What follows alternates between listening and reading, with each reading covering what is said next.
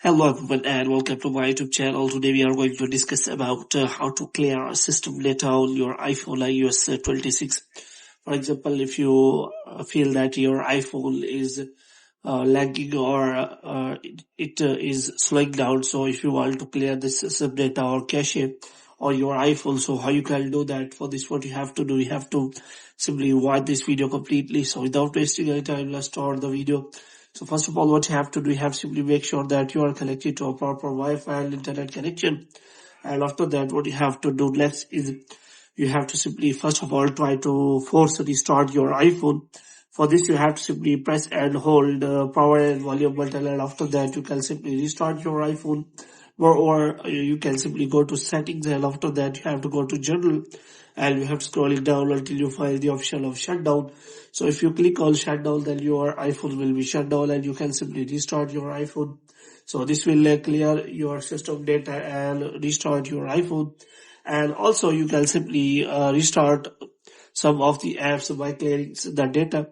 So you can simply clear the Safari history and website data, and after that your iPhone browsing or speed will be improved.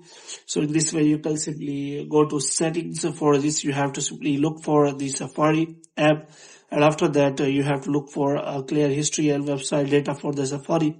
So you have to simply click on that Safari option, and after that here you will find the option of clear history and website data, and if you click on that clear history and website data, all of the system data will be deleted from the Safari, and your iPhone will be speed will be improved. Moreover, if you have very low space left on your iPhone, then you have to simply spare your iPhone memory so that it can work faster. For this, you have to simply go to general, and after that you have to click on iPhone storage, and you have to check which of the app is having more space, and if you want to clear that space, then you can simply click on that. So in this way you can simply check for all the settings which you can make your iPhone work faster by simply clearing the data. So hope you have liked this video. If you get more videos like this, you can subscribe our channel.